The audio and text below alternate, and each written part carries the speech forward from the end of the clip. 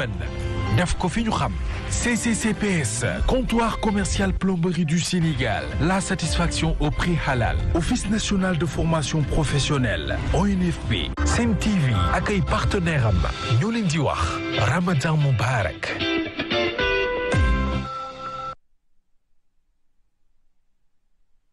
Sur le plateau ñuy jaajëfal bu baax a baax suñu ay partenaires ñu ànd ak ñun ci grand plateau ñu dellu siwaat ci waxtaan bi wax naa ko tout à l'heure tey dañ fi dalal gan gu rëy mu di suñu pap le docteur Ahmed Khalifa Niass donc tey mu ngi noonu dinañ waxtaane lu bëri ci wàllum société xam naa ci la ñuy dugg sax deuxième partie bi wàllum société mais Cheikh Omar réseaux sociaux yaa ngi toj ndax sa photo bi quand même. ah mais pël bu delloo Fuuta moom wàcc na mais daal ay Pierre Cardin la nag. moom sama noonu la. mais xool kan maa gis xoolal mbay dafa dégg nag. waaw mais style la rek. mais mënoon nga koo balik ci personne rek. yu ñuul yi ci suuf. ma ne xam nga sama yaay nee na je suis beau te sama xarit la. dëgg la. kon te neex naa solal te sama yaay maa ngi koy nuyu jërëjëf. beneen yoon te diwul mbaa gis yu giri nga boole kan moom sax. alors papa ñu dugg comme ni mu ko waxee tout à l'heure ci société ñu gis ne que à chaque fois soo génnee wax mu di xam-xam bu rëy day indi peut-être benn diversion wala bay indi benn xaajatloo par rapport ak yenn prêcheurs yi ñuy waxu doom bu juddu hors mariage question bi nekkoon dina doon am du doon mu indi coow mu rëy tey lan nga ci apporter ak yan explication lañ ci mën a xaar papa. waaw jërëjëf maanaam bi fii ñaari carré rek la ñaari carré yu dend. benn carré bi moo tudd le mariage. oui. beneen carré bi moo tudd l'héritage. sëy ak ndono. mais loolu ñëpp xam nañ ko. mais fii li ñuy jàngale dañu ne doomu njaaloo du donn. mais buñ leen nee kuy doomi njaaloo ñu la koo xam ne ci misaal ñoom ñu ngi koy déggee ku ñu mayee yaayam ca jàkka ja point kon na nga ciy déggee ne ci seen waxin ñoom ku ñu mayee yaayam ca jàkka ja kooko mënta doon kon pour nga wax lii ma wax dafay laaj nga xam lan mooy sëy lan mooy sarti sëy ñeenti comme fii ñu nekk rek ñeenti kenu mooy pilier ci français ci ñeenti pilier la taxaw ñeenti pilier yooyu lan la kenn werantew ko bi ci jiitu mooy alwifaaq mooy ñaar ñiy sëy d'accord nga ne ma waaw bu dee ñaari xale yoo xam ne majeur guñu nga ne seeni waajur seeni kilifa maanaam nit ki xëy na sax baayam dee na mais rab ko baayam en tout cas kay kilifa ku góor gi ak kay kilifa ku jigéen gi nga jógee ci ñu ne la waaw donc boobu mooy charte bu njëkk première condition mooy le consentement mutuel sëy bu amul consentement mutuel c'est nul et non avenu. lu mel ni mariage forcé kon mën nañ wax ni dàq na ko buñ tegee ci règle yooyu. yéegisee wuñ ci laaj yi nañuy wax li ñu war a laaj ba pare affaire bi moom mu leer nañ donc il faut que ñaar ñi consentir te loolu mën nañ koog leen dendale leen ci àddina benn nit bu amagul 18 ans mënul jënd kër mënul jaay kër ci kanam notaire notaire bu exprimer maanaam volonté de l'enfant mën nañ ko sax ràjji kooku benn xale bu amul 18 ans benn service de mine du bind carte grise ci turam xanaa kooku leer na aussi sëy ci boobu àtte la jaar normalement ku amul 18 ans muy góor muy jigéen mënta maye boppam mënta fase boppam xam naa ne loi bi ci 16 ans la ko teg mais li ci réew mi ñoom fañ ko teg mooy bu gisee deret wala góor waxuma la sax bu gisee meew kii day gis meew kii di gis diwtiir bon léegi su fekkee ne ñaar ñooñu c'est maanaam bu ñu doon topp loolu ñu wax di ko jàngale ci téere yi am na jigéen ñoo xam ne à 8 ans la ñuy gis baaxu jigéen te ñooñu mën nañoo ëmb wasin mais xale boobu mën naa ëmb wasin di ànd ak ay doom ñuy fo xam nga jeeg la physiquement mais mineur la ci charia ndax comme ñenn ñi nga xam ne comme yenn ustaas yi ñoom dañuy gis ne téere bi dafa ne jigéen bu gisee mbërëg waaye ki gis mbërëg maanaam mooy kii bu dee daf ko gis à l'âge de 8 ans am doom à l'âge de 9 ans est-ce que kooku bu amee propriété un immeuble est-ce que mën na ko jaay ah mën na ko jaay kon nag kooka atte mineur la fokk kilifa moo koy maye même bu amoon 15 ans am juróom-ñaari doom te danay am ba tey mineur la ibnu ashara nga koy joxoñ ci fa mu daanee ne aw samaani asharatin xawlan dahar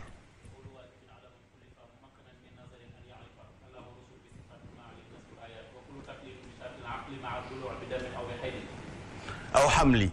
yu demen aw xamli aw bi meneyin aw bi inbaati shaar aw bi samanin asharatin xawlan dahar waaw noonu laa ko daan jàngalee de kon nag samanin asharatin xawlan dahar mooy fii wax ne léegi kàllaf am na léegi ñu wëlbati dem ci sëy ne sëy bi benn wax nañ ko consentement mutuel deuxièmement mooy can mais buñ duggee ci can c'est lan moo ne contenu can dañ koy scanner ñu xool ne nekk na ci biir can ne un mën na nekk matériel mais deux mën na ñàkk nekk matériel trois mën na teew ci saasi quatre dara mën na ci dugg li ci des ñu fay ko après ñu ne ci ban durée ñu nekk ñeent fukki at voilà ba ca tegu mooy lan mooy ay seede seede na am au moins ñaari seede yu góor wala benn bu góor ak ñaari yu jigéen wala ñeenti yu jigéen yooyu mooy fi seede yam donc foofu wax nañ fi affaire seede beneen bi mooy waliyu signification ci français mooy tuteur léegi nag fii Sénégal dañoo jaxase ci suñu dégg kan mooy la tuteur ak représentant l'enfant ne peut se marier que par le biais de son tuteur baayam magam ka nga xam ne ci lignée moo gën a jege pour remplacer ka nga xam ne ci cosaan moo doon bàyyi léegi nag bu lii amee ñu dugg nag ñun ci yaxu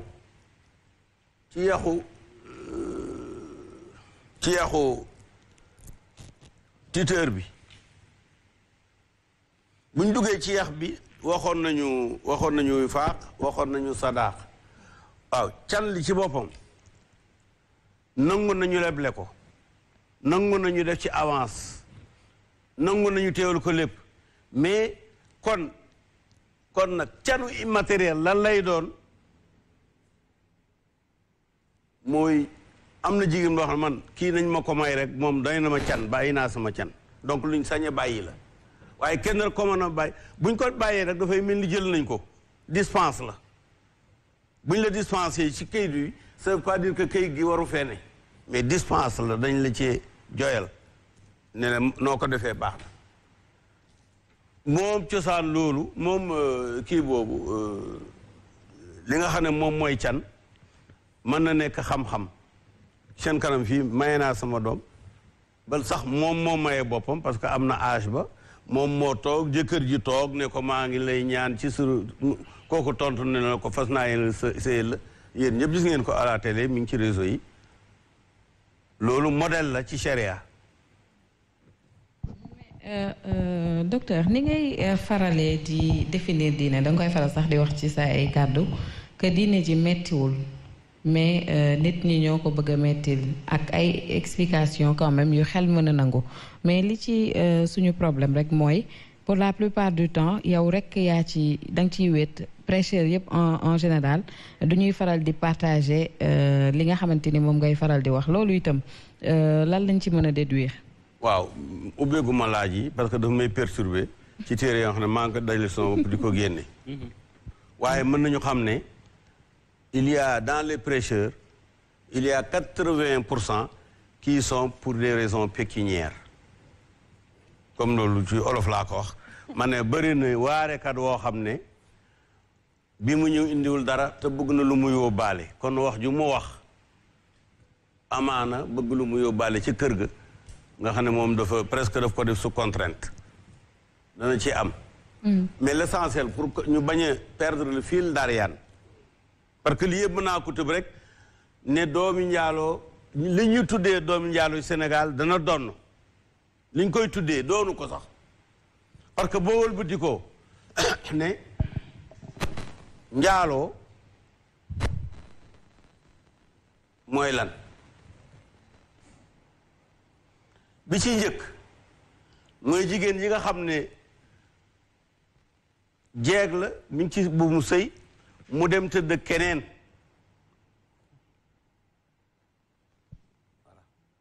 mais pourtant ci charia mën ngaa ëmbal jabari jàmbur bés ba jot nga ñëw jëkkëram ubbi la bunt bi nga tudd sa doom boo koy jël yóbbu nga jël yóbbu. waaye waxaat ko ma dégg. du ma waxaat mu ngi ci enregistrement bi. xam nga damay bëgg génn nañ sànq ci politique fi mu toll nii dañuy waxee loo xamante ni xam-xam la bés la boo xam ne tey damay bëgg ñu jariñu. nga xamante ni xam naa loolu mais loolu boo ko bëggee da nga may bàyyi ma wax. moo tax nag ma bëgg tey comme ça muy leer. xam nga lu. waaw demal ma ne. waaw demal. mais nee na fa mu am par stop ndax dañuy jàng. olof ñu ne non bàyyi affaire tàkkale yooyu bàyyi leen ko. parce que bu ma leen dalee tàkkale.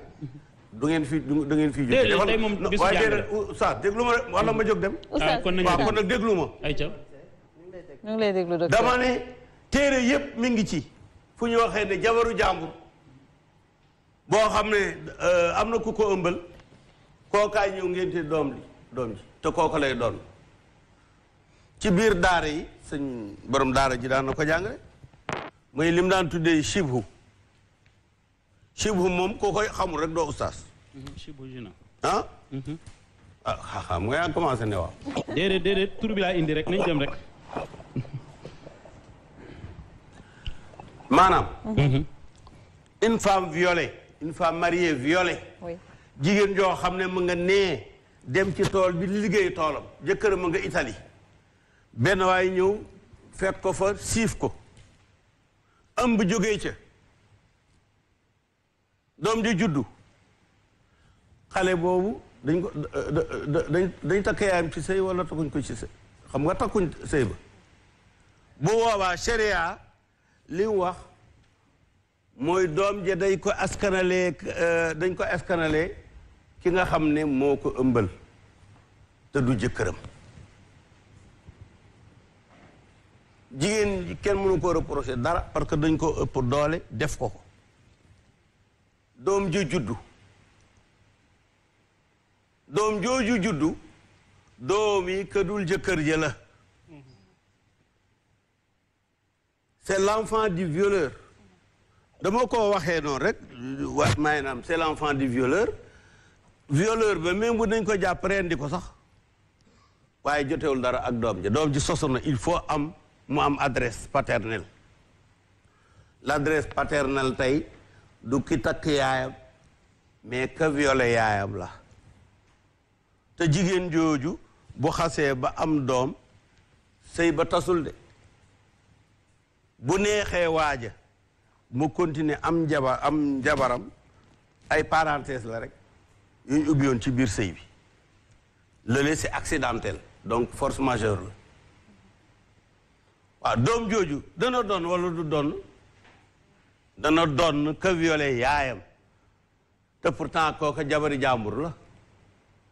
boobu leer na. dana doon kër baayam moom. dana kër baay bi ko jur maanaam le géniteur bokk. d'accord ka ko ëmbal. léegi balaa donn boobu léegi lan mooy àtte ndaw si nga xamante ni am na borom kër ba pare njaaloo balaa ñuy wax ci doom ji lan mooy àtteem ci diine. xëy na noonu nga jàngee man ni ma jàngee ABCD day tabaloo rek mënoo ne A Y M. déedéet ci moom àtte non bàyyi. ankay waaw déedéet defal ndànk nag. xam nga li nga wax loo wax ci xam benn am naa ci junni te wanewu ma ko. wér na wóor non bàyyi ma wax wala ma jóg dem. dama rek ma bàyyi ma wax wala ma jóg dem tànn ci benn. xanaa du ma ñëw bëggoo nga naan naa nga man maanaam bëggoo laay ji yegg day yegg. kenn du jàng Faatiha nga naan ko xuloo laa waxat ca biir. bàyyi leen loolu. parce que yàlla daf leen nattoo bu santee ñes wala mu sant neneen sow nekkul fii ngeen bokk rek ñu daal ne déedéet di waxu ko wala di wax ko am na fii barki démb koo xam ne dañoo wax mu bëgg a làqu daal ne Seydi Hadji Malick mu ne la Alaaji Malick xam moom daf koo xam kon cër ba mu jox Alaaji Malick dama ko jox wala sax genn wàll ga quand même li may wax du waxee amee ñes te yàgg na fi du lu bees téere bu ma la wax am na 1400 ans ñu ngi fi yow yaa ko jàngul soo keroog bii fii xale boobu sant Sarr doon wax naan xaw ma ko takk koo xam ne sa baay mos na ko kii nangam mais dama ko ne téere boobu nga jàng demal ci biir ci explication bi mi ngi wër mbind bi ba mu ko gisee la noppi parce que itam il faut pas que nga imposé wu comme koo xam ne yow non mais dafa ma dog ñaari yoon te loolu dafay tax ma jóg dem non déedéet na leen ma ne dama ne na leen buggaan réglé je suis pas là pour ngay dugal ay compte non mënoo ma dribbler li may wax lu leer naññi la. d'accord dama la koy wax la yàq wax la téere wax la alxuraan indi la lépp. yow na boo attanee yow bu attanul ba fi. loolu la d'accord nee nañ ko bàyyi mu doxal ci bu da tey ji li mu wax ànd naa ci. day wax ci téere bu mu ne parce que dañoo toll ci jàng ñun. téere boobu mu wax am nañu ay ndaw sawar nañ dañuy dem. damay dem papa dalay bàyyi nga yeggali. il faut que ce soit clair. c'est très clair saa yoo demee. nit ñëw prôné man ba amuñu soo waxee dama ko d'accord uma ci. non yëf yi du d'accord ci ñàkk ci d'accord. affaire bi xam-xam la téere bu ne naññi la bu leer naññi ñëpp a ko jàng. mais lañ cay déggee du benn. waaye yow jàng nga ABC ak jàng nga ABCD je suis d'accord. jàng nga 1 2 3 4. mais est-ce que mën ngaa lire équation. te équation alphanumérique rek kenn mënu ko def jëloo ñaar yooyu. mais jàng ABC taxul nga mën a def une équation. alphanumérique ou numérique du noonu waaw kay boo nee waa ji équation bi ay 1 2 3 la te man mën naa 1 2 3 mais c'est pas comme ça man damay jël yax yi mën naa dem sax ba fa mu cosaanoo ba cosaan la sinon da ngeen di lor nit ñi rek nit ñaa ngi bëgg a déglu nga ne waaye wala nangam ñu ne ma non arrêtez-moi ça c'est un théâtre que vous arrêtez. soo ubbee question yi tamit ñu commencé ñu soo si commencé. mënumaa ubbi. il faut mu leer question te ñu di ma tacler comme su fekkee woon ne. non ça c'est pas le rugby. il n'est pas violent da ngay dégloo rek. boo dégloo nag yow demal say téere. bu dajeeg li nga xamoon keroog waa ji ma ko wax ci risaala. dama ko ne jëlal xatma rek nga jàng ci biir. loola ci biir jàng na téere bi te moo suñ ko koo jàngal. bon donc wax nañ ne sëy. noonu lay amee mais sëy dafa bari ay type de sëy des types de mariage borom xam-xam yi daje ci ne ponk yi nga xam ne mooy fondement wu sëy bu ca benn duggee njaaloo amatul lan moo am mariage à régulariser ultérieurement mu mel ni koo xam ne dañuy def lotissement ca Pikine ne ko yaa moom loo numéro 445 jox ko plan beeg yëpp attribution bi est-ce que loolu tax na boo demee domaine boo defee droit réel bi doo ko fi gis mais propriétaire la ni ñëpp bokkul ak ki ñëw tabax ci kër jàmbur donc waxoon nañ ne cosaanu sëy mooy ñaar ñi d'accord muy benn. consentement. wax nañu ne deuxième bi mooy can. wax nañu troisième bi mooy seede. wax nañu ne quatrième bi moom mooy kilifa. d'accord man nag dama ñëw jël yooyu dugg ci biir scanner ko ma génne ne su fekkee ne sartu sëy benn dugg na ca njaaloo jeex na o gasi lan moo am léegi sëy à régulariser maanaam bu dee joxeloon can matériel te mu bëgg koo joxe mu joxe ko bu dee dafa amuloon seede mu bëgg am ay seede mu uti ko bu dee kilifa ga war a maye dafa teewuloon wala nangam mu dem ca mais am na yeneenu sous-entendement moo di ne su fekkee ne mbind dafa am sëy bu ñu bind soxlawul seede ndax mbind mi mooy seede si kon buñ ne bu dee ñoom ñaar dañoo bindante ci seen diggante un contrat de mariage dañu dem ëllëg ca maire bi wala kadiba mu régulariser kadibaa ngi fii Malick Sy nga dem mu régulariser mais régularisation de forme dama ciy dem sax ba ci lu personnel man am naa fii suuf soo xam ne fii moom naa ko ñeent fukki at door ko mën a régulariser am këyit pourtant dañ ma il faut que nga jaar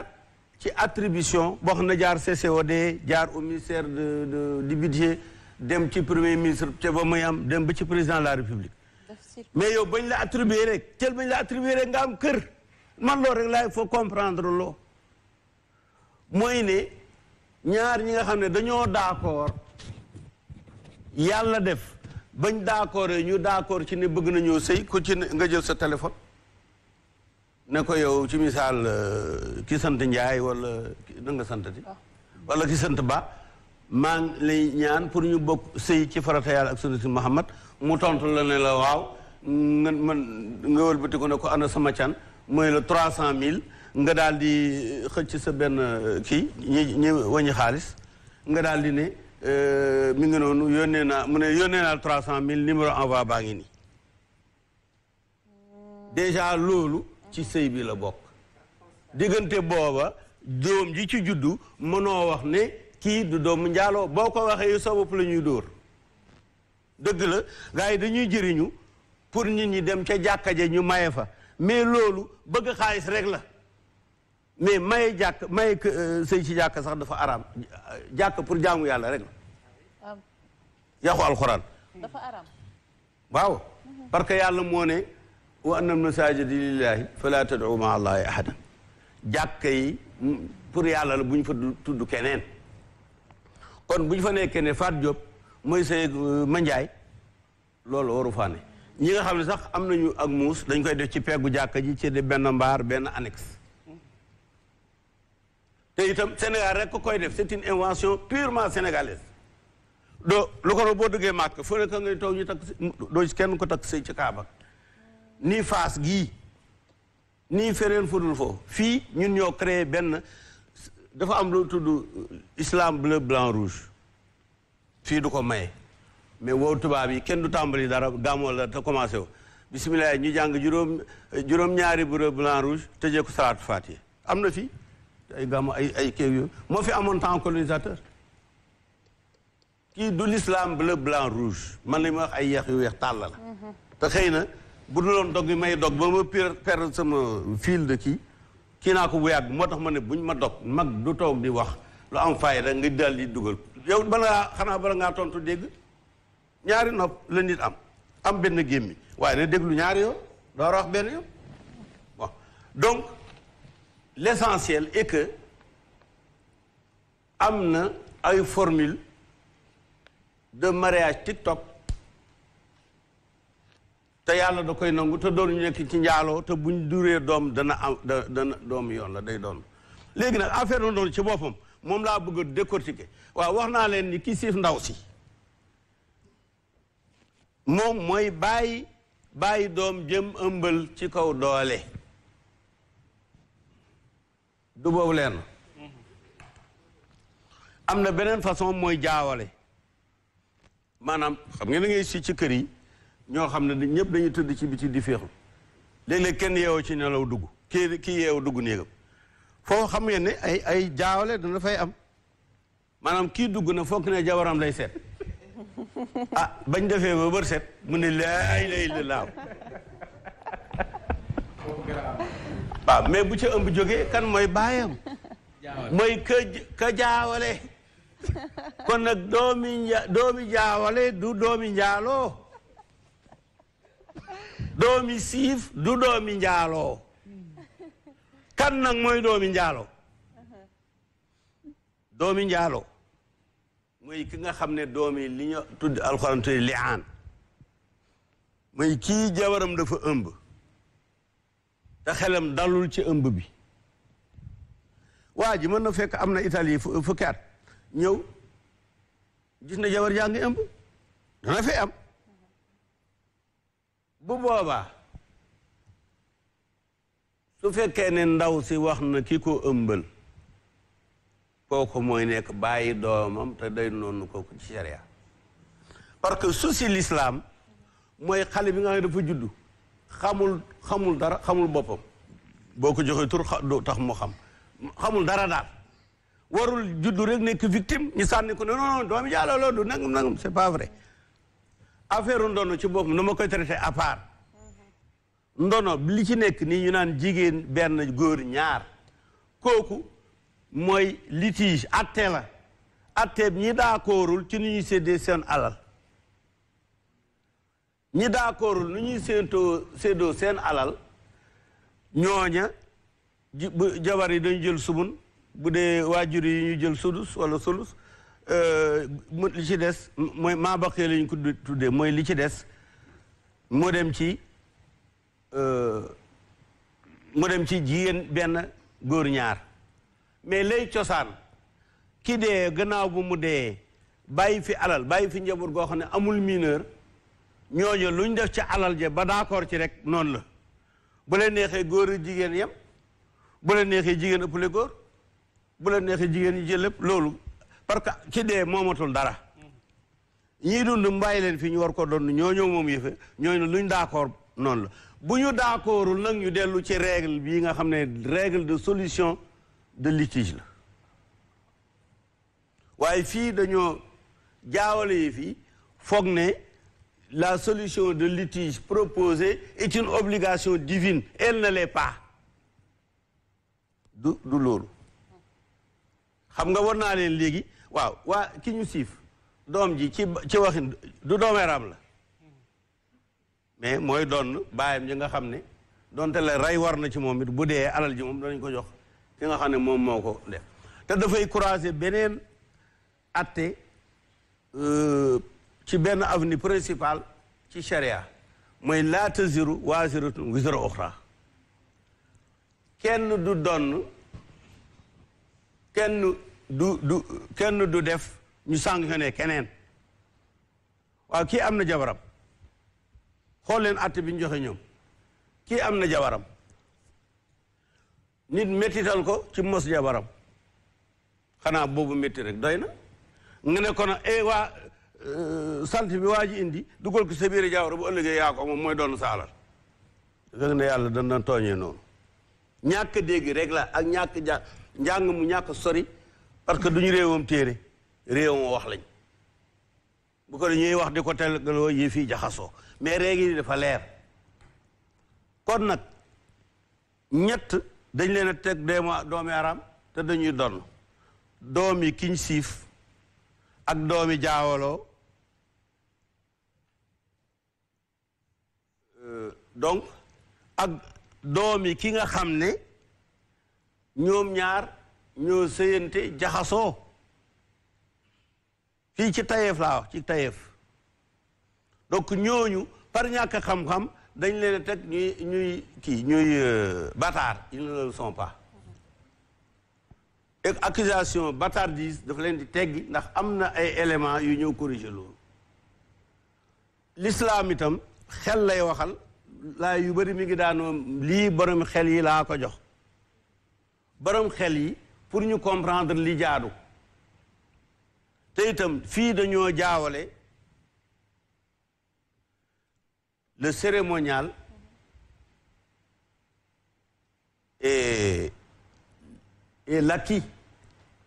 de la charia cérémonial mi ngi mel tey kii am na bac yow nee na bi nga amee bac je suppose arrosé woon nga soxna si yow noonu. man nawet bi laa bàyyi mu arrosé ko. ah waaw dama bëgg a wax ne am na ñoo xam ne bu ñu amee bac arrosé waaye arrosé bi bokkul ci bac bi bari na ñu am bac te arrosé wuñ est-ce que da ngay wax yow ne ko kat yow sa diplôme yu baaxul parce que arrosé woo déedéet la arrosé n'a rien à voir avec le baccalauréat maye bi ñuy may ci ay jàkka ak ay kii yooyu ay cérémonial la c'est pas le mariage c'est pas le mariage beneen bi dafa am benn école introduite ci biir l'islam boo xam ne dafa bëgg jigéen di nekk toujours mineur te foo fekk waay mu ngay wax ne jigéen li jigéen la waaye yaayam bokku ca kenn ku ne da ngaa war a xam ne li jaadu ci sa yaay moo jaadu ci beneen jigéen ji nga lii affaire ndono nag affaire ndono affaire borom alal ji la ki am alal bu ko neexee donnloo ku dul donn dans la forme bu ko nee it neexee it xañ ndono koo xam ne doon par voie testamentaire ci la bokk parce que l'islam dafa ne kenn ku ne sa alal am nga 1/3 boo xam ne ça t'est propre mën nga ci def donation testamentaire d'ailleurs yàlla boo tax yàlla wax ne min ba'di wasiyatin yusiina biha aw daynin gannaaw boo xamee ne dañoo génne ci bor ba lañ ko miraat dañ ciy génne alali jàmbur mooy bor yi ndax alali jàmbur kenn mënu ko séddale ñoo xam ne voilà beneen bi mooy testament mais mu réglementé testament bi pour bañ nit ki xañ ay ndonoom nga ne diw de neexuma sama doom la mais du ma doon kii yéene naa ko lii par exemple nga ne kii sama doom c'est un drogué du doon sama la voilà donc bu ñu dellusee ci fin donc c'est que ne mën na def léegi dara ci alal jusqu'à concurrence du tiers kon ñam ko léegi ñoo dañ ko dafa leen di lew bu ko neexee doom juñ ko askanalee te nanguwu ko ñu jox ko lu toll ak ñi nangu seen ak askan kon nag nañu comprendre ne foofu dafa indi lu large dafa nekk lu large ci biir sédd leen ndono mooy li ma leen wax léegi ñaari tiers yi aux héritiers incontestables le tiers est réservé à des cas particuliers et selon la volonté de la personne mooy lii sama alal bu ma dee nañ ma joxal Omar Faye 1 million mu génn sama sulus. bëri na de dafa ko 500000 rek. d'accord. c'est ça bi ñun ñëpp dañu am envie dégg. D'accord mais je suis en train d'arriver au point focal. TikTok bi laa bëggoon ñu gën ci. tamit question xam naa yooyu yëpp dinañ ci ñëw. waaw mais xam nga man ba léegi li may waxaguma. yëguma ba tey waxaguma lii la. donc waxu ne doomu njaaloo du doon mënoo koo wax te waxoo lan mooy njaaloo su fekkee ne ki nga xam ne dafa ñëw ci sëy bi dugg ci sëy indi benn tànk bi mu teg ko te mooy bokk d'accord deuxième bi mu teg ko te mooy canli troisième bi mu teg ko te mooy seede si quatrième bi mu teg ko te te mooy siiwal gi sëy am na donc li ci des question de forme la benn Mercedes bi bu nekkee Angleterre volant bi à droite lay nekk bu jàllee France à gauche mais benn oto bi la waaye bu réew moom neexee dem nga ne sama réew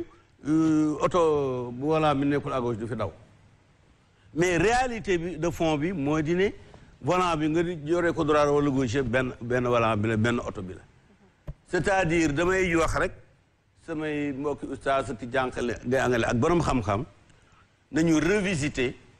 te léegi jot na pour ñu jógee ci téere yu ndaw yi dem ci téere yu mag yi dañoo nekk ci ngiru Limaam Malik te Limaam Malik dafa bëri ay waxeet ak ay waxeet ak ay waxaat bokkuñ nag waxeet day weddi li nga wax ak waxaat mooy yëf yi nga leeral ko comme man li may def nii damay waxaat loo xam ne waxoon nañ ko bu yàgg mu ne fi kon nag mbir maa ngi noonu l'enfant issu de relations entre deux adultes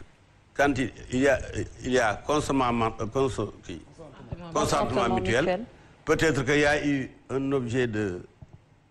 monétaire par le cybernétique maanaam voilà beneen bi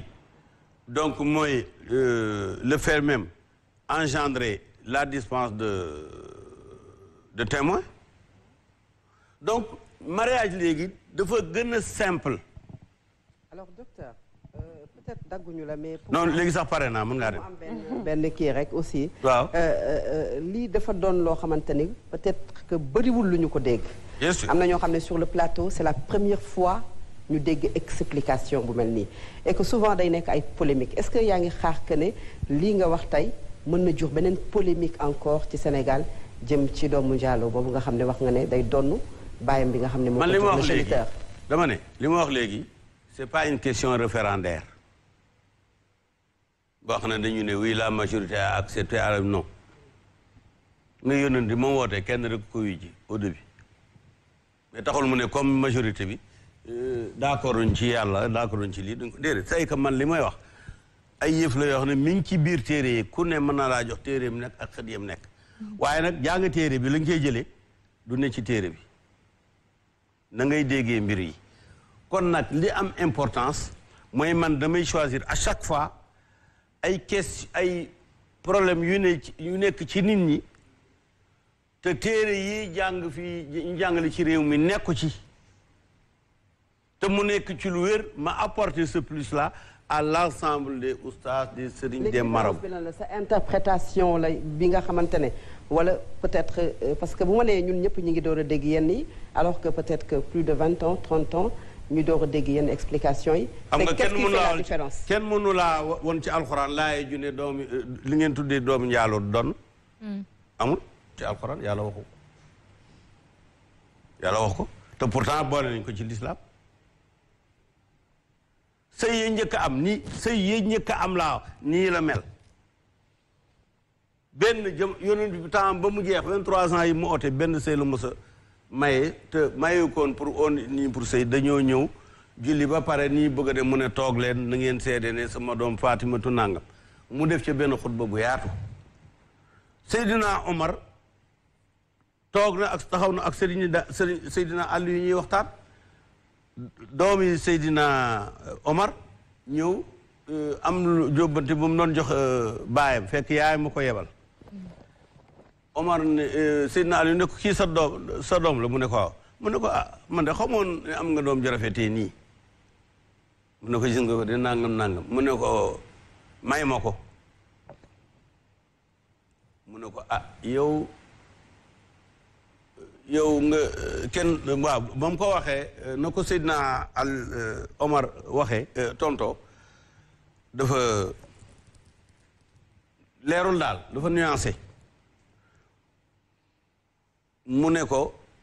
Aliyu déggee ko ca te Aliyu ko naqareyoon deret ne ko ah danga may dàq mu ne ko déedéet ay dara karaara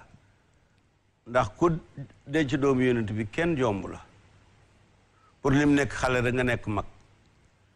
fekk xale bi dellu mu ne ko buñ demee danañ ko sang solol ko naa ko jox benn gëtt mooy parfum nga yóbbul ko wax ko ne ko bu ko indee ba fekk la sa néeg jox la cadeau bi boo ko bëggee may naa la ko xale bi ñëw dugg joxe parfum bi Seydina Ali am mel ni am lu mu doon xool ci óomu xale bi rek xale bi daal di ko jël loxo bi am nu mu ko def ci kanam gi mu ne ko toogal sama jabar nga noonu la ñu nuyee mariage bu simple saaba yi boo ni ñu naan mayante y avait pas de cérémonial y avait pas tout ça. mais dañ la dégg sànq aussi nga ne mariage TikTok déggoon nañ aussi Ramadan TikTok mais mariage TikTok moom mooy lan parce que suñu déggee mariage TikTok aussi c'est la première fois ñu koy dégg. mooy sëy bu gaaw rek. sëy bu gaaw mooy mariage TikTok gaaw léegi li xew yëpp ci génn guddi gi lay xewee. man docteur dama bëgg. mais man fi ma la dégg sànq nee na ci mariage TikTok bi man su ma la déggee TikTok mooy tey technologie man Cheikh Omar mais waxtaan ak koo xam ni mu ngi nekk à distance bi ñu waxantee ma ak moom ci WhatsApp ñu déggoo muy li nga doon expliquer mooy preuve matérielle. mooy consentement am na ma ak moom waxtaan nañ bu ñu waxtaanee ma ne ko bëgg naa ko moom mu ne bëgg na ma. ñu déggoo ci dot bi nga doon wax muy cangli. ba ñu waxtaanee ko ci forme boobu mais après ma dégg la nga ne régulariser donc est-ce que tey loolu mooy mariage à distance par exemple nit ñi ak technologie est-ce que mooy bu fekkee comprendre naa la est-ce que loolu mu ngi ci ñëw gën ko leeral parce que bu fekkee ñun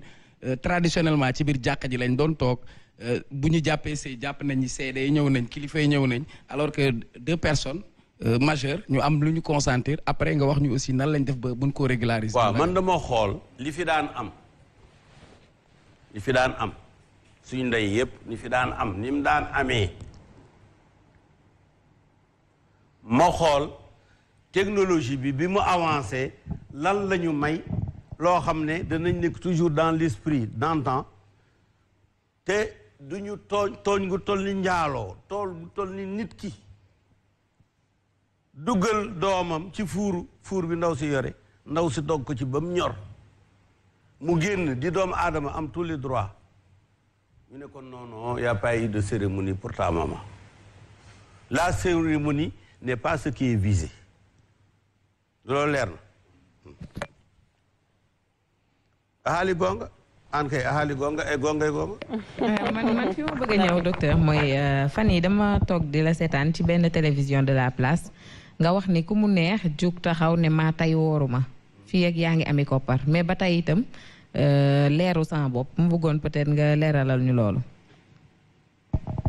waaw xam nga waxin dafa am waxin am mais waxin woonu mën a demee rek il cache ou il transmet la même réalité ci misaal am na ñoo xam ne pour dee dañu ne dee na ñu ne gaañu na ñu ne wàcc na liggéey ñu ne làqu na ñi bu dee Saalum ñu ne génn na àddina mais yooyu yëpp li muy exprimé benn affaire bi rek la maanaam wax yi ñuy wax li ñuy transmettre man foofu laa nekk c'est que man même le langage monétaire a changé léegi dañ lay kii sàngam Western Union nangam du jeex du xaaj mais buñ la ko defee yow bu tey sa téléphone bu sonné rek nga ne comme am na ku la war a yónnee bu sonné rek da ngay jàpp ne daf lay yëgal ne yéen nañu la xaalis ba mais est-ce que ki la jur wala ka jur kooka ñoom est-ce que daan nañ mën a jot xaalis ci téléphone la réponse est non mais est-ce que c'est une raison absurde pour dire que téléphone bi bu ma ci gisee ne yónnee nañ ma 500000 dama dem jëli ko parce que xaalisu téléphone rek la xaalisu téléphone dafa wecci xaalisu këyit dafa wecci xaalisu gal dafa wecci urus qui était l'origine donc su fekkee ne ñëw nañ ba tey jii nit ñi amuñu possibilité mën a exposer mën a relire faire une relecture correcte du Coran te mooy sama objectif ce n'est pas la peine su fekkee ne wax ji may wax te ay millions de personnes mën cee jëriñoo duma accepter ñu di ma taakale ñooñu sax amuñu respect ci ñu leen di déglu duma d'accord ki nga xam ne xam na li muy wax du dëgg léegi pour ñu bañ ko attaqué mu ne Seydi Hadji mu ne Seydi Hadji Malick mu ne man maa ko gën a jege Seydi Hadji Malick téeméeri yoon ndax lu mu bon ndogu li ma ndogu tey doomi Alaaji Malick moo ko togg te sët mooy doom. dafa am tegal ma na fi dafa am fu may ñëw na fi nga baal ma. am na ñoo xam non damay koy wax ñu koy def am na fi ñoo xam ne ay oustaz. ils ne font que naan Alaaji Malick nee te fekk ñu Alaaji Malick mosu ko wax. man na fi man xam naa bu ma duggee après. yow taxaw may wax nag waaw yow moom sama xarit bu ma la doon dama bëgg bu may duggaat deuxième partie rek damay bëgg man bu may wax benn li may wax dama koy garanti ñëpp di ko dégg man parce que dama bëgg yonent bi ci sama yitte bokk mooy moom laay jàngale dama bëgg saa yu may wax yonent bi bayit bu nekk dinaa wax ni fii la nekk bayit bu may wax ci moom dinaa tari bayit bi ni fii la nekk boo déggee sànq ñuy wax naan dama wax ni am na lu des toll ci jàng non am na lu des bu dee da nga bëgg yonent bi man miy jàkkaarloog yow maay deritu yonent bi kon nag jëfeel noonu dina am ñett yoo xamante man nee na 53 personnes ñoo dox sama dégg yonent yoo xamante ni yow yaa ko cëroo ci man dina am ñett yoo xam ni papa yaa ko cëroo ci man mooy benn bu dee ci tarixa bi la rek yow yaay sama wayjur loolu rek tënk na lépp kan yow yaay sama baayu tarixa tey bu fekkoon ni charte tarixa bi la bi rek charte tarixa bi la ma jàngale fàkkatu tulaab mu awwi leen fi xaw lii li man ba maa ngi jégalu sax li may wax ci kaw ndax kàddu tarixa bi mais sànq da nga wax benn wax mooy bi ñuy départ ci sëy faw mu am can faw mu am seede ma gis ni Seydina Alioune wax nga sànq ni bi nu koy may soxna benn parfum la ñu joxe bind ci sama déggin bokk tey xale bi jël parfum bi yóbbu ko bi mu ko yóbbu mu nekk soxnaam léegi anas ñan ñoo nekk seede yi jamono yooyu xanaa bokkul ci farata sëy looloo tax ñu war a def noonu ñuy itam loolu tax ba ngeen ci duggalee seede yi ngeen tooñ dugal nga ko sànq ci départ bi papa ak kon nel xam nga laaj nga ma tontu naa lii sunna rasul sallallahu alayhi wa sallam ak ñooñam mooy dañoo banaliser woon takk sëy moo tax njaaloo jafe bañ ne ku njaaloo sax war nañ ko def parce que dafa bu sëy yombee rek njaaloo jafe léegi benn bi ci des na fi ñaar rek du beneen bi ci des mooy pamatar léeg-léeg oustaz Iran dafa wax benn wax dafa ni charia ak ambulance ñooyam bu accident amee tànk woowuñu ko du ñëw wala déet xam naa du baax di wër tànk dañu wonti 18 ambulance daal di ñëw tey ki nga xamante ni tey njaalo na te am borom kër balaa ñuy lijjanti doom jooju dina doon wala du doon lan mooy àtte ndaw soosu d'abord ba pare ak waa jële balaa ñu egsi ci miraas bi loolu mooy les questions débiles yi nga xam ne bëgguma leen lu tax parce que ndaw si nga xam ne dañ koo siif kooku amul dara luñ koy laaj lu tax ñu siif la mu ne damaa rafet dañuy siif ndaw su ñaaw aussi mais ki tey njaaloo nag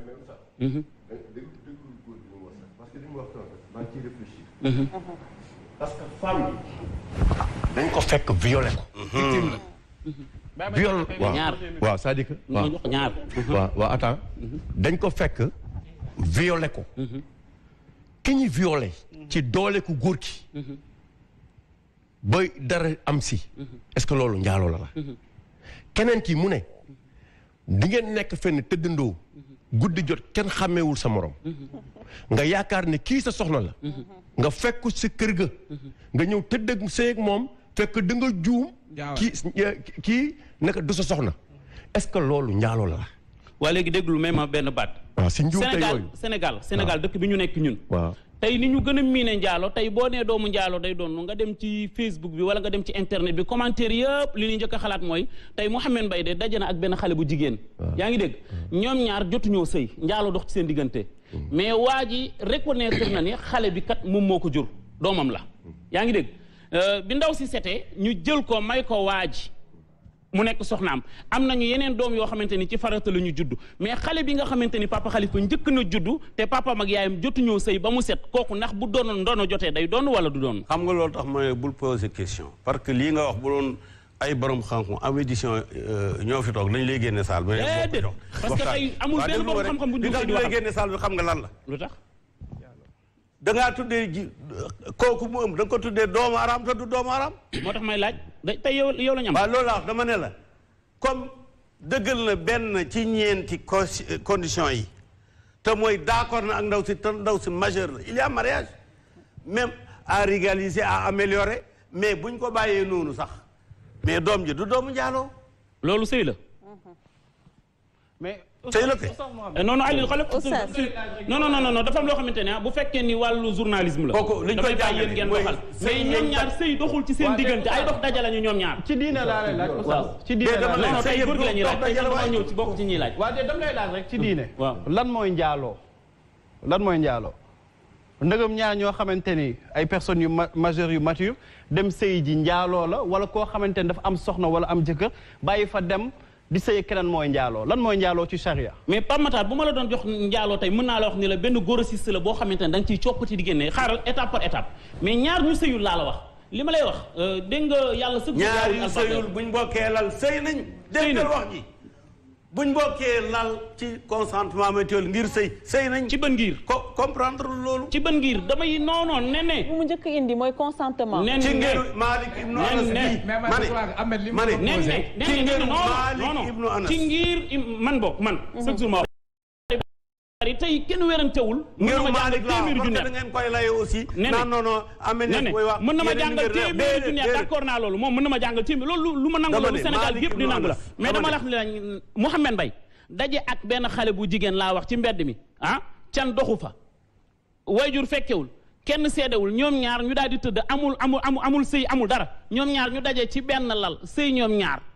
biir am ci doom sosu ci doom jooju du doomu njaaloo apparemment bu amee consentement du doomu njaaloo. mais c'est ça en fait. non le consentement est un pilier du mariage. li ma dégg rek. waaw li nga dégg waaw mais nañ ko ci pilier du mariage. maa ngi koy jéggalu nag. parce que man. dégg naa ci sunna yonent bi sallallahu alayhi wa sallam. naroon na tas benn sëy boo xamante ni xale bu jigéen bi bañ koy may. àndul woon ci mariage boobu. donc di wane que ni consentement bi tey jii dafa bokk ci pilier. bokkul yii tax ba ñu ni mariage am na wala amul. waaye léegi déglu ma déglu ma rek léegi beneen bi mu xam nga vraiment ma ne lorsque on est limité par le savoir on l'est forcément par les propos. gis nga li ma bëgg